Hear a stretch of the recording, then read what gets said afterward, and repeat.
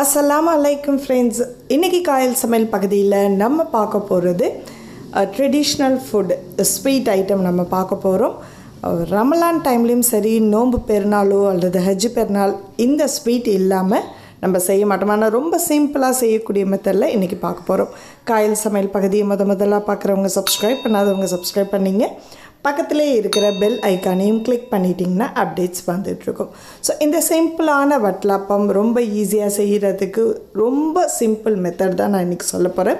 So நீங்கள் எந்த பவுலில் அளவு எடுக்கிறீங்களோ அதே அளவில் மூட்டை எடுத்துங்க.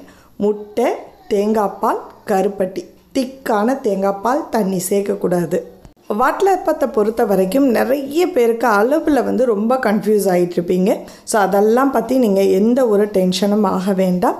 இப்போ நீங்கள் எந்த அளவுக்கு சீனி எடுக்கிறீங்களோ அதே பவுலில் முட்டை, அதே அளவுக்கு தேங்காய் பால். நம்ம இப்போ கருப்பட்டியை நல்ல தூசி எதுவும் இருக்குன்றதுனால நம்ம அதை கரையை வச்சு எடுக்க போகிறோம். ஸோ அதுக்கு கொஞ்சமாக தண்ணி விட்டு சூடு பண்ணிங்கன்னா நல்லா மெல்ட் ஆகிடும். இது பாகாகிற பதம் அப்படின்லாம் எதுவுமே கிடையாது.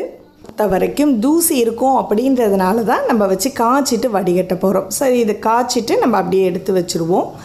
இப்போ முட்டை நம்ம எந்த பவுலில் எடுத்துருக்கோமோ அந்த அளவுக்கு அதே பவுலில் 3 முட்டையை மிக்சியில் அல்லது கையால் பிளெண்டரில் எதில் வேணாலும் நம்ம அரைச்சி எடுக்கலாம்.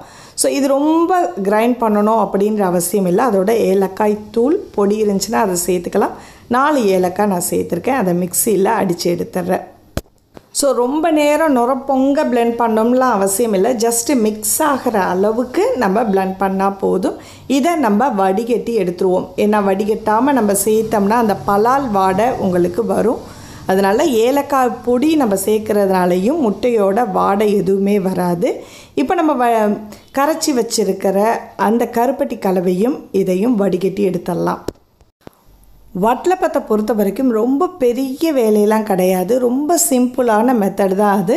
ஸோ இது உங்களுக்கு மெஷர்மெண்ட்டோட அளவு எந்த அளவுக்கு நீங்கள் எந்த கப்புக்கு யூஸ் பண்ணுறீங்களோ அதே கப்பை எல்லாமே ஈக்குவலாக எடுத்துட்டிங்கன்னா உங்களுக்கு பதம் நல்ல கரெக்டாக வரும்.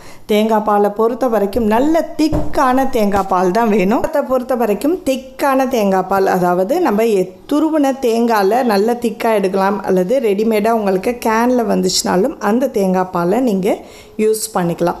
ஸோ தண்ணி விட்ட தேங்காய் பால் அப்படின்னா வட்டலப்பத்தோட ருசியும் மாறும்.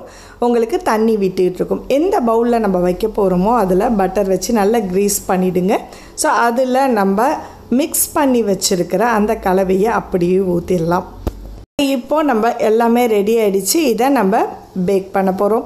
இதை அவனில் வச்சிங்கன்னா அதோட ருசி கட்டாயமாக கொஞ்சம் மாறுதல் இருக்கும். இந்த மாதிரி குக்கரில் நீங்கள் வச்சாதான் ஒரிஜினல் டேஸ்ட் உங்களுக்கு கிடைக்கும். ஸோ கொஞ்சமாக தண்ணி வச்சுட்டு ஸ்டாண்டு அல்லது கலவாடை உள்ளே போட்டு வச்சுருங்க.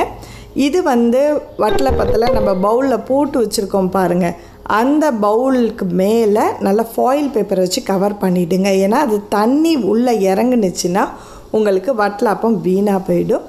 அதனால தண்ணி உள்ளே இறங்காத அளவுக்கு மேலே ஃபாயில் பேப்பர் போட்டுட்டு அதுக்கு மேலே ஒரு வெயிட்டான சாதாரண ஒரு மூடியை போட்டு நீங்கள் குக்கரில் ஒரு 2 விசில் வைங்க ஹையில்.